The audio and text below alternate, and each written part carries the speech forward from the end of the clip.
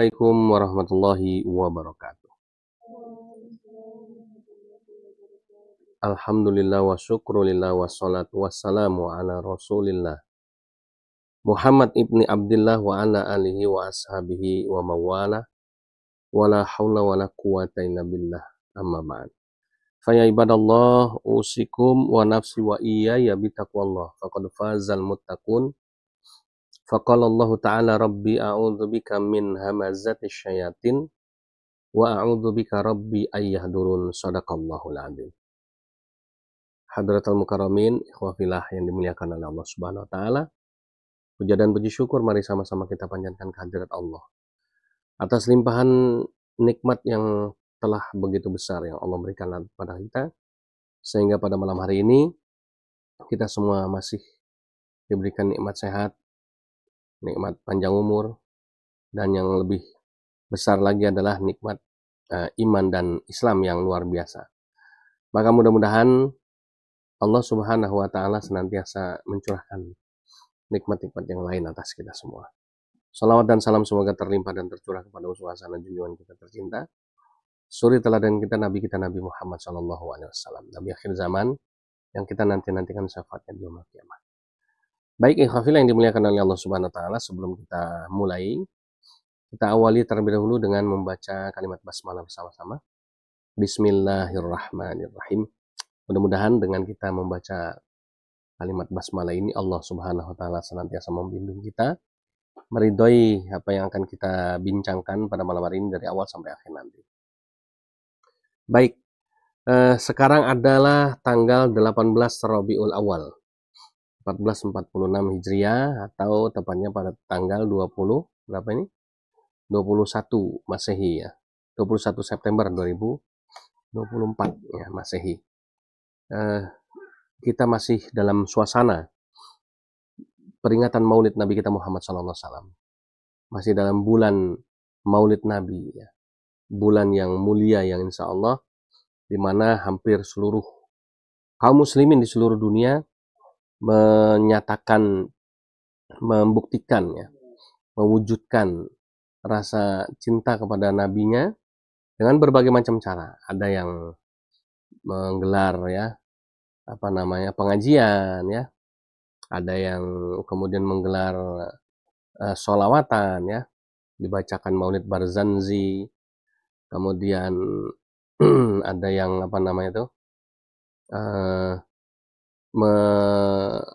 membuat festival ya, festival Maulid Nabi gitu ya, macam-macam ya, ada beragam cara, beragam bentuk kegiatan-kegiatan yang di situ bisa mengekspresikan bentuk kecintaan kepada Nabi kita Muhammad SAW, dan semuanya sah-sah saja ya. Boleh-boleh saja. Kenapa? Karena memang kita tahu bahwa Nabi Muhammad ini adalah sosok idaman ya bagi umatnya, idola ya bagi umatnya. Bahkan mohon maaf ya, keturunan yang mengklaim sebagai keturunannya saja kecipratan berkahnya itu ya.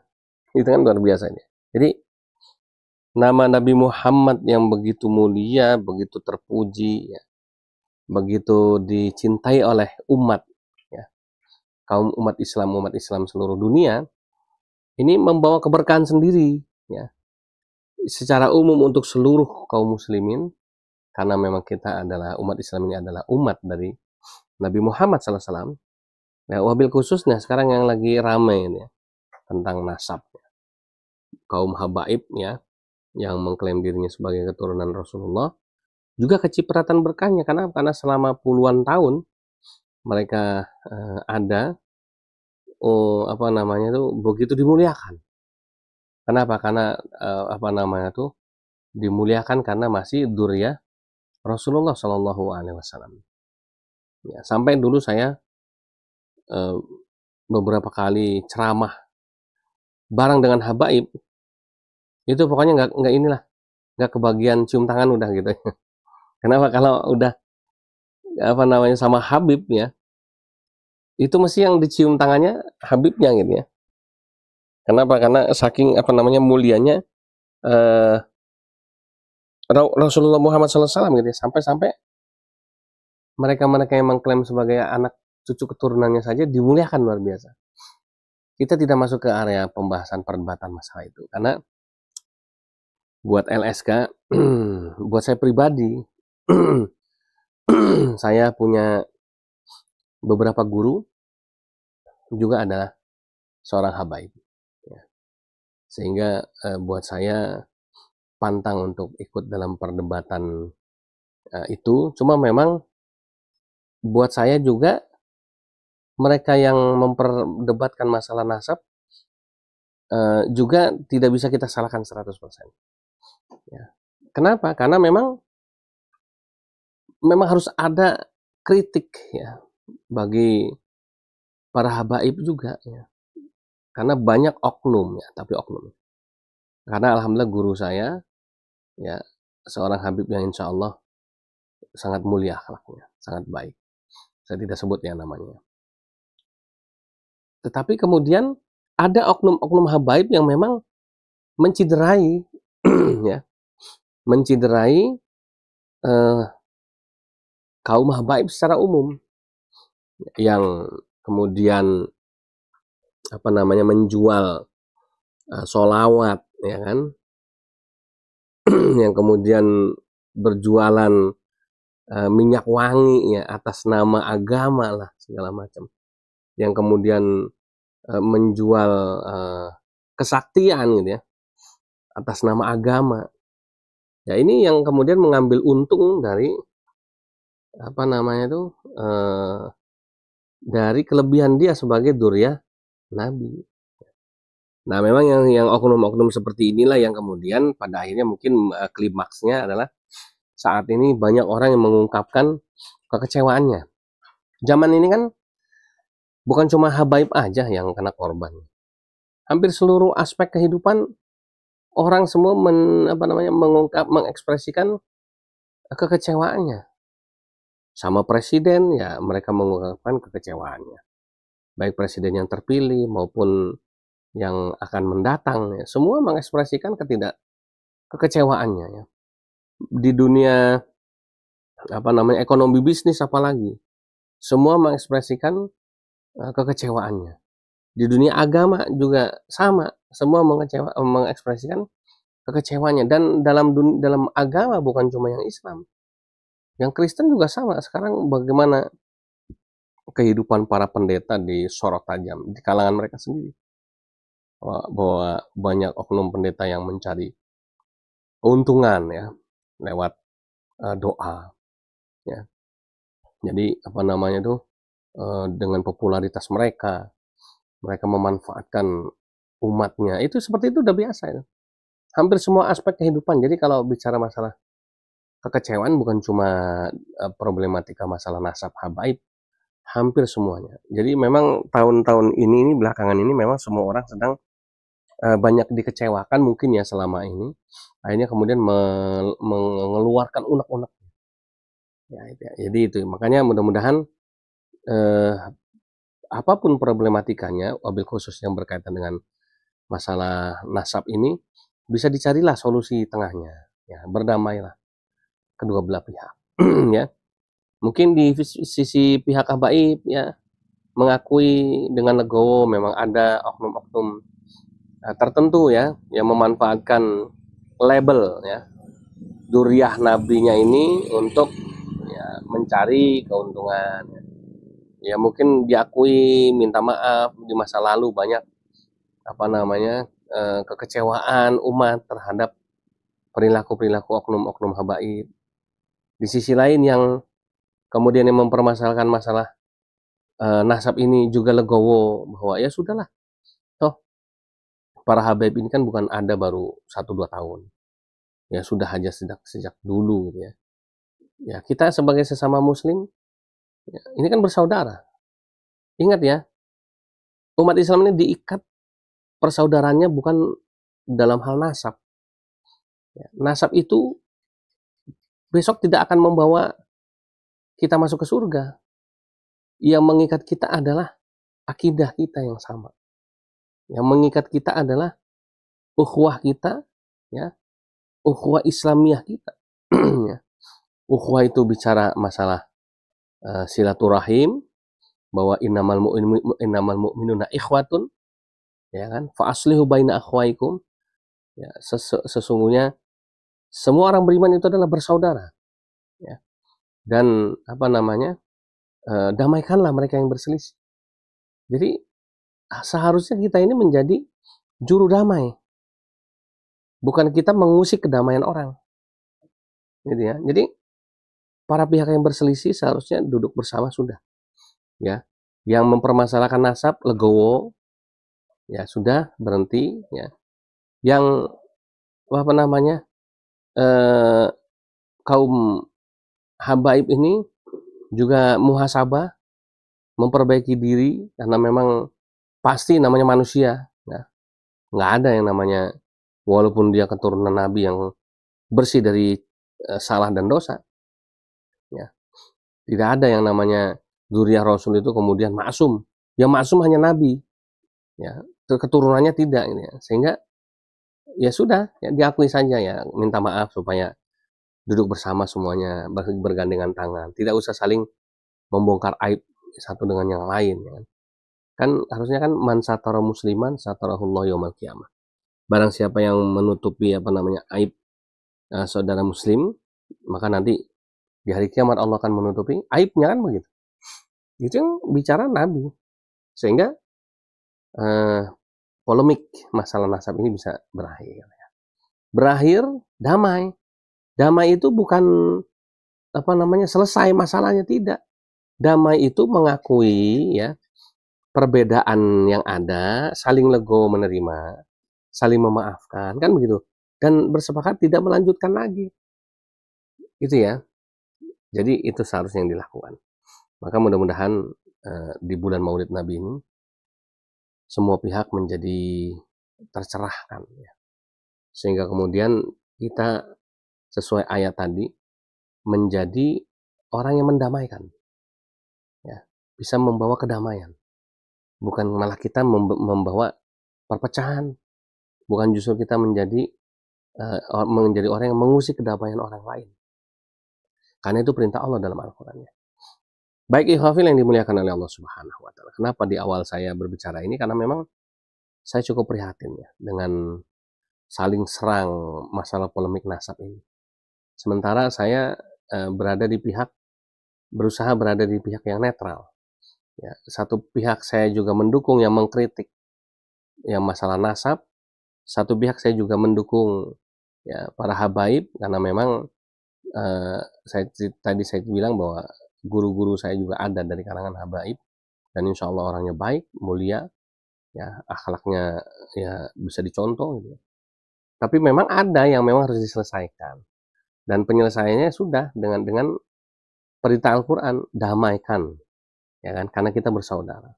Jadi jangan sampai nanti jadi bahan olok-olokan umat lain. Nah, tema kita kali ini adalah, benarkah Muhammad SAW itu adalah Nabi yang terakhir, kan begitu? Maka jawabannya adalah ya benar. Kenapa? Dalam Al-Quran sudah jelas, surat Al-Ahzab ayat 40, ya, surat nomor 33. Walakinna Rasulullah wa khataman nabiyyin. Bahwa dan Muhammad itu memang betul Rasul utusan Allah.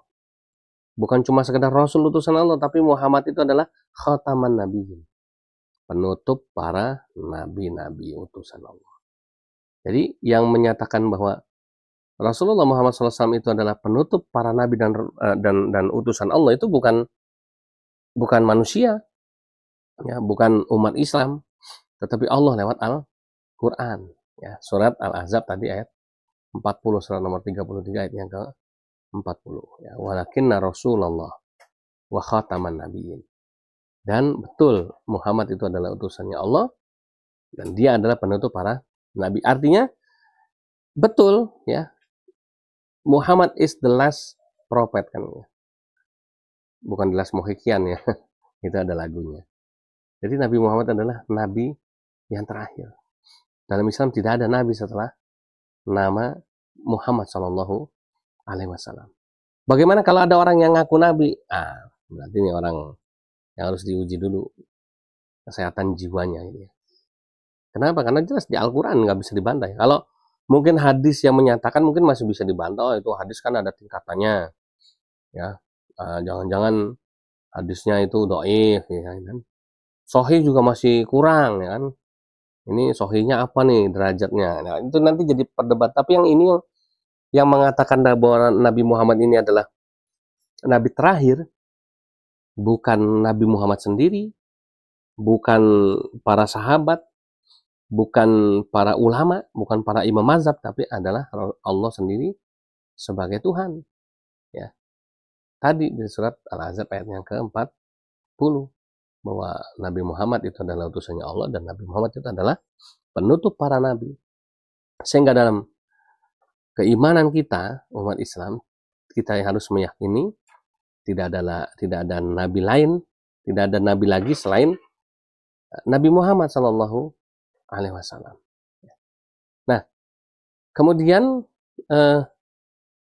kembali lagi ya, kalau begitu pantaskah seorang Nabi Muhammad itu dimuliakan, diagungkan, ya, dihormati? Iya, ya, betul, pantas. Ya, pantas, wajib malah. Tidak boleh tidak. Bagaimana dengan anak cucu keturunannya? Karena ada yang nanti mengurutkan seperti itu. Oke, angka kita terlepas dari polemik nasab yang ada. Anggaplah benar, ya, bahwa zuriyah Rasulullah itu masih hidup sampai sekarang, diwakili oleh kaum habaib, ya kan? Anggap itu benar. Apakah kita harus memuliakan keturunan Nabi Muhammad? Memuliakan manusia siapapun, saudara muslim kita, itu adalah kewajiban kita, tanpa memandang nasabnya, memandang sukunya. Karena di Islam ini agama yang mengakui kesamaan derajat. Ya. Dalilnya di Al-Quran, inna akramakum indallahi atqakum. Ini ayat yang menyatakan bahwa semua umat Islam itu sama. Ya. Yang membedakan itu hanya nilai ketakwaannya. Dan kalau udah bicara masalah ketakwaan, Allah yang ngukur, bukan manusia. Sehingga mau dia kiai, mau dia ustadz, mau dia habaib, mau dia tengku, mau dia nyai, ya, mau dia mama gufron sekalipun, ya kita muliakan. Ini kewajiban kita. Kita punya tugas wahfid janahaka lil mu'min. Kita punya tugas untuk saling merendah di hadapan sesama muslim, ya, kemudian saling memuliakan sebagaimana perintah Rasulullah SAW. Ya. Bagaimana kita disuruh la yu'minu ahadukum hatta yuhibbu li akhihi ma yuhibbu li nafsi. Ini kan bentuk memuliakan saudaranya. Belum beriman seorang di antara kalian sebelum kalian mencintai, ya, saudaranya, saudara kalian, saudara muslim maksudnya, sebagaimana kalian mencintai diri sendiri. Ini kan satu bentuk memuliakan. Bagaimana perintah Rasulullah, kita suruh memuliakan tamu yang datang ke tempat kita. Ya, ini sama, semua sama. Jadi tidak memandang golongan, tidak memandang nasab, tidak memandang suku. Selama dia muslim, selama dia mukmin, dia saudara kita, kita wajib memuliakannya. Itu ya prinsipnya. Sehingga memuliakan sesama muslim ini perintah dari Allah dan Rasulnya, tanpa membedakan status, ya, golongan, ya, dan lain sebagainya. Maka kalau ada perbedaan perlakuan, ya kan, terhadap salah satu, mungkin karena dia kiai, ya, atau kemudian lebih dihormati, maka dia dihormati, dia dimuliakan bukan karena gelarnya, apalagi karena nasabnya. Dia dihormati, dimuliakan karena apa? Ya, satu karena ilmunya, yang kedua karena ketakwaannya. Ya. Manakala dia bisa menjaga ketakwaannya di hadapan manusia, akhlaknya bagus, ya kan, adabnya baik, maka dia wajib dimuliakan. Jadi memuliakan orang itu ukurannya bukan karena dia derajatnya, ya, lebih mulia, bukan, tapi karena ketakwaan dia. Andai kata ada santri biasa pun, ya, yang mungkin apa namanya tuh, cuma nyantri di satu pesantren kecil, tapi ilmunya ya, dia belajar cukup baik, dia jaga akhlaknya, dia jaga adabnya, maka dia bisa jadi lebih mulia timbang mungkin ada kiai, tapi kiainya songong, ya. Merendahkan orang lain, mentang-mentang kiai, ya kan? Kemudian apa namanya tuh, memperlakukan orang lain semena-mena, mentang-mentang dia kiai. Maka si santri ini lebih mulia. Kenapa tadi? Karena ukuran kemuliaan itu inna akramakum indallahi atqakum. Sehingga kenapa Nabi Muhammad begitu dimuliakan, begitu diagungkan, begitu dipuji, bukan karena gelarnya Muhammad sebagai nabi saja. Itu iya, ya. Karena kata Allah, wa ma atakumur rasulu fakhudhuhu wa ma nahakum anhu fantahu. Apa yang dikatakan Rasul, lakukan. Apa yang dilarang, jauhkan. Saking percayanya Allah sama Nabi Muhammad. Ini mengandung apa?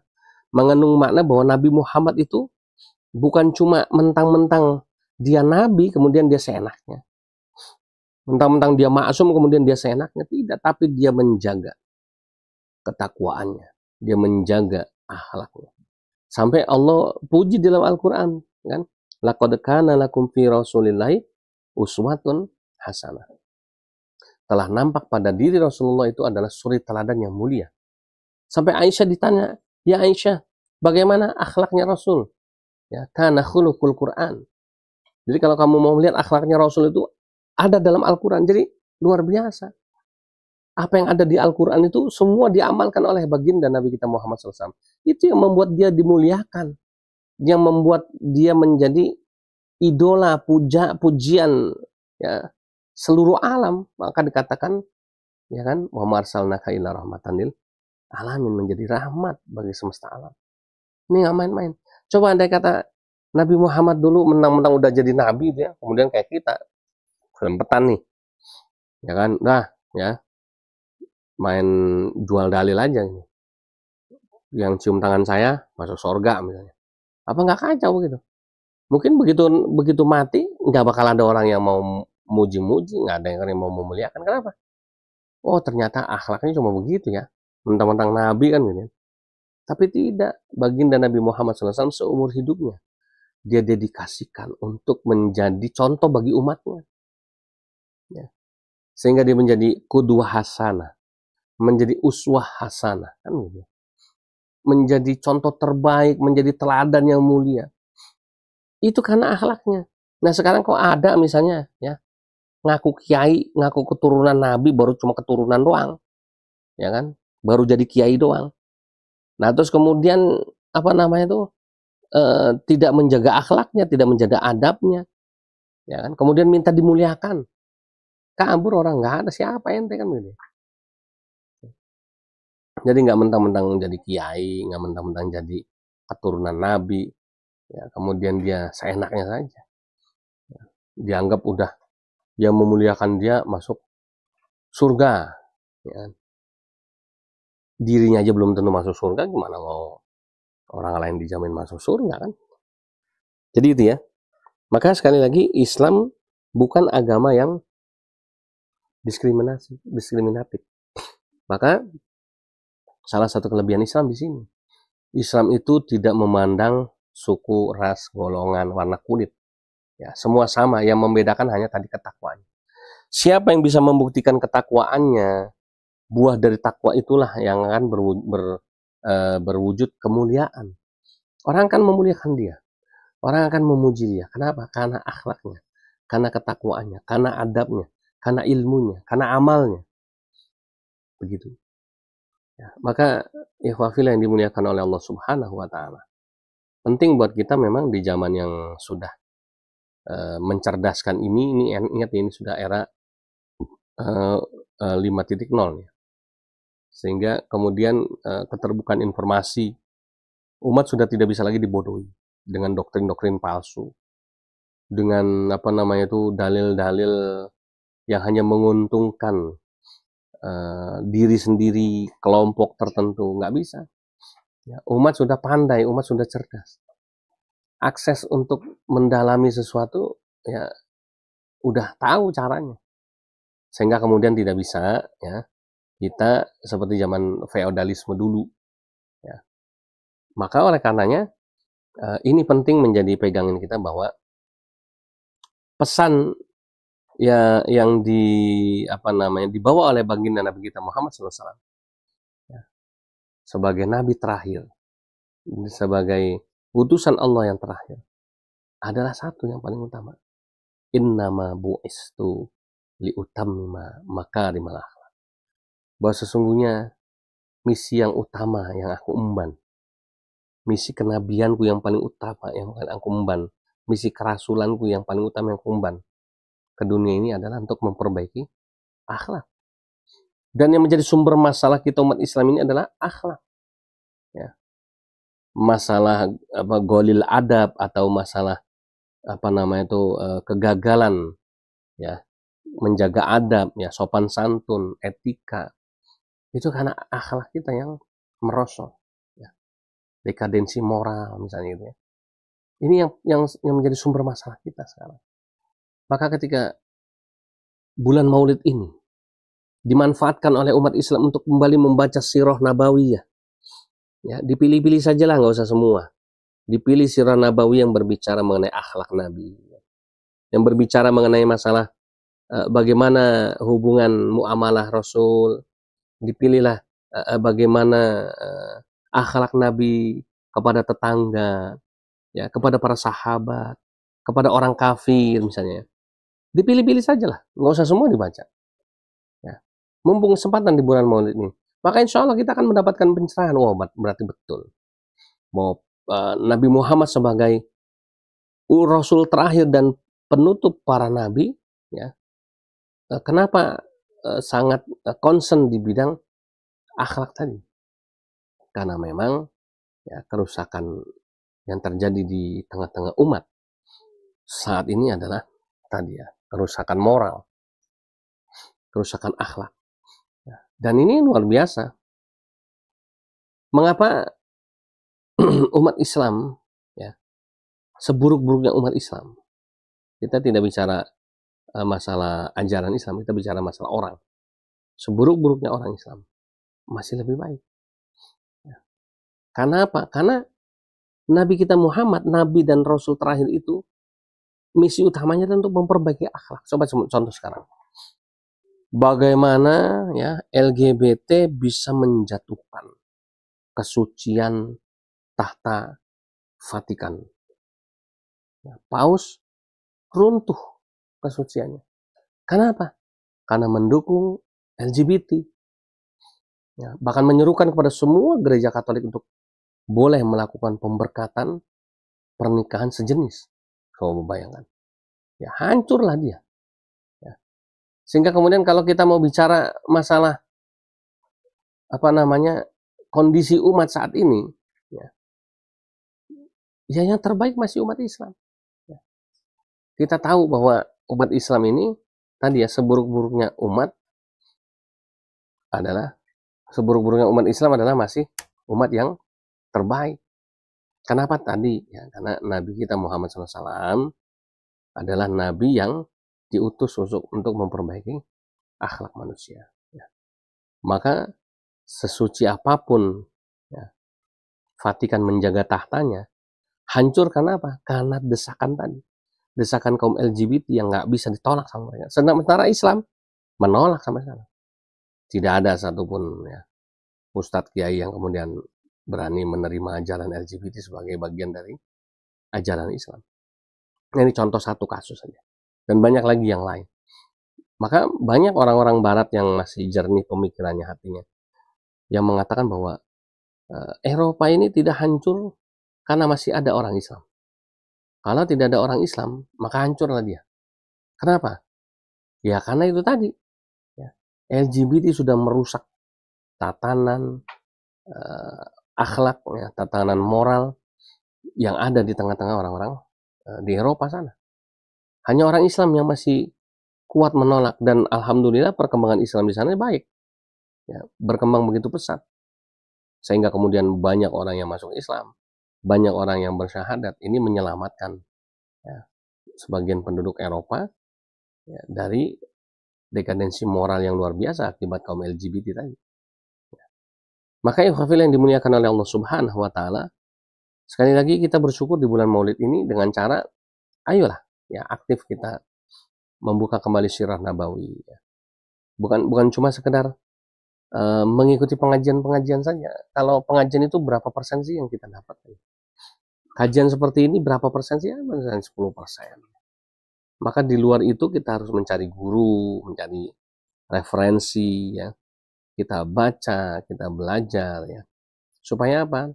Supaya kita mendapatkan pencerahan ya, di bulan Maulid ini. Bagaimana teladan dari baginda Nabi kita Muhammad Shallallahu Alaihi Wasallam.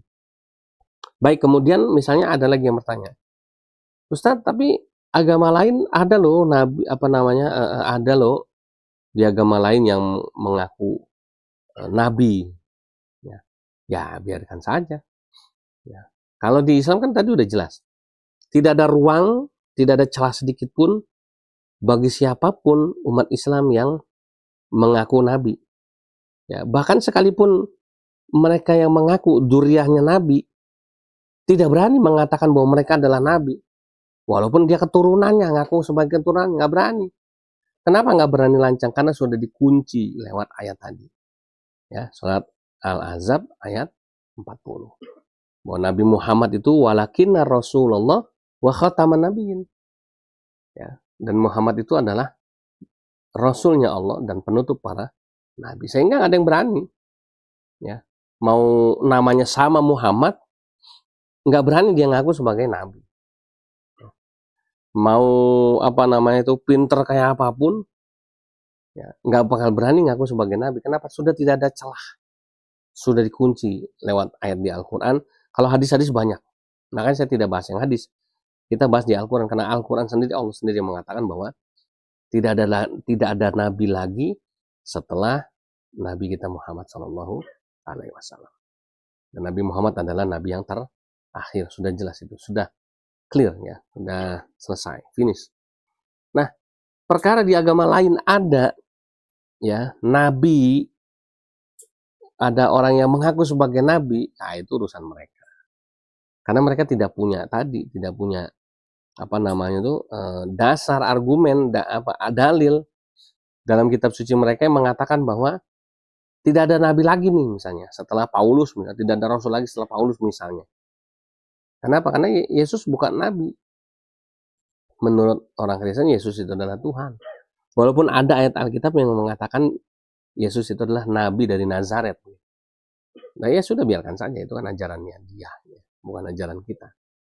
Dan saya pribadi pernah ketemu dengan salah satu nabinya orang Kristen yang mengaku nabi.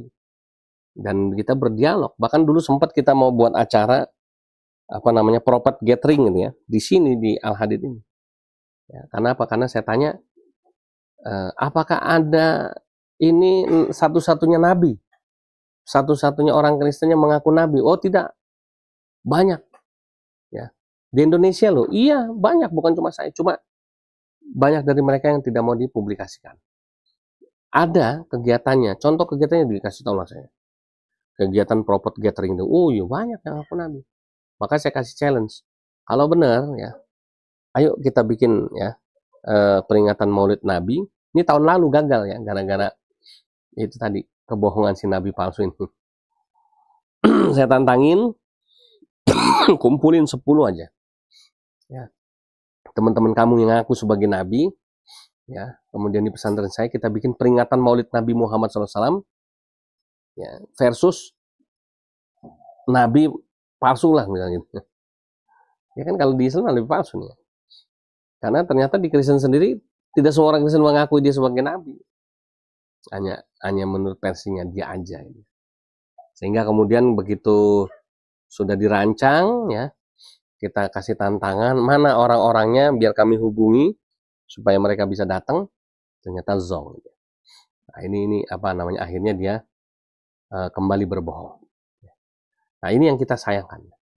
Karena sebelumnya juga pernah debat ya, saya tantang debat. Kemudian kita adu mujizat membuktikan mana yang hebat. Mujizat dia sebagai nabi atau mujizat Al-Quran. Ya, ternyata udah ditunggu-tunggu ya di Jogja eventnya berapa tahun yang lalu saya lupa. Ya, kita apa namanya tuh kita kasih ruang kesempatan dia untuk menerima challenge kita. Udah oke, tanggalnya udah kita siapkan hotel bintang 5 ya, acara semua sudah oke. Ternyata hari H tidak datang. Dengan alasan katanya Tuhannya dia melarang dia untuk hadir di acara pembuktian itu. Ya. Saya Uber, dia sedang live streaming di salah satu channel YouTube. Saya minta izin sama yang punya channel, masukin saya mau ngomong sama dia. Ternyata begitu tahu saya masuk di channel YouTube-nya, ya dia channel YouTube itu, wah tambah pucet dia. Alasan minta maaf lah begini lah segala macam. Akhirnya saya paksa dia, kamu jangan minta maaf sama saya. Sekarang juga kamu ngomong di live streaming ini, kamu minta maaf kepada semua penonton ya bahwa saya tidak bisa hadir dengan alasan yang kamu sampaikan sendiri. Bahwa alasannya Tuhannya melarang dia untuk hadir pada acara debat. Ya, jadi biar orang tahu mana yang bohong, mana yang tidak bohong. Ya, itulah yang terjadi ya. Kalau kita apa namanya itu percaya sama nabi-nabi palsu model begini, saya sengaja tidak nyebut orang, tapi insya Allah yang suka mengikuti channel LSK hafal siapa orangnya. Ya, dan saya tidak tertarik untuk meliput dia di channel YouTube kami. Kenapa? Karena memang sudah jelas kebohongannya. Ya, dan sudah beberapa kali berbohong. Sehingga tidak pantas seorang yang mengaku nabi tapi masih suka berbohong gitu ya. Saya lebih hormat sama beberapa kawan saya pendeta, ya. Dia tidak perlu ngaku dirinya nabi. Dia hanya seorang gembala sidang biasa, tapi orangnya baik, hatinya mulia, ya. Dan dia sangat menjaga persahabatan dengan saya, walaupun sudah tahu beda imannya. Tapi nggak masalah. Ya. Ini yang lebih saya hormati. Ikhwafil yang dimuliakan oleh Allah Subhanahu Wa Taala, itu ya. Itulah derita nabi palsu. Ya. Sementara Islam tidak ada cerita. Ya. Memang beberapa kali ada juga cerita-cerita nabi-nabi palsu di Islam. Ada Lia Eden tapi sudah meninggal. Ya. Ada dulu ada nabi palsu namanya Tugimin Tukimin ya. Terus ada lagi Ahmad Musadek ya, ngaku nabi juga. Tapi mereka akan tumbang dengan sendirinya. Ya, tidak panjang riwayatnya. Entah berakhir di penjara ya atau berakhir di alam kubur gitu ya. Karena itulah derita nabi palsu. Sebab apa? Sebab sudah berani melanggar ketentuan Allah tadi. Ya. Ihwafillah yang dimuliakan oleh Allah Subhanahu Wa Taala. Demikian barangkali ya live streaming kita pada malam hari. Insya Allah selama bulan Maulid, tema yang akan kita ambil, kajian kita semuanya tentang mahabbah kepada Nabi kita Muhammad Sallallahu Alaihi Wasallam ya. Insya Allah untuk live streaming berikutnya sampai dengan selesai bulan Maulid ya, semuanya temanya tentang kecintaan kita kepada Nabi kita Muhammad Sallallahu Alaihi Wasallam. Demikian yang bisa saya sampaikan. Mohon maaf lahir batin. Al-haqqu min rabbik fala takunanna minal mumtarin. Subhanakallahumma wa bihamdika asyhadu an la ilaha illa anta astaghfiruka wa atubu ilaik. Billahi taufiq wal hidayah. Wa ridha wal inayah. Wassalamualaikum warahmatullahi wabarakatuh.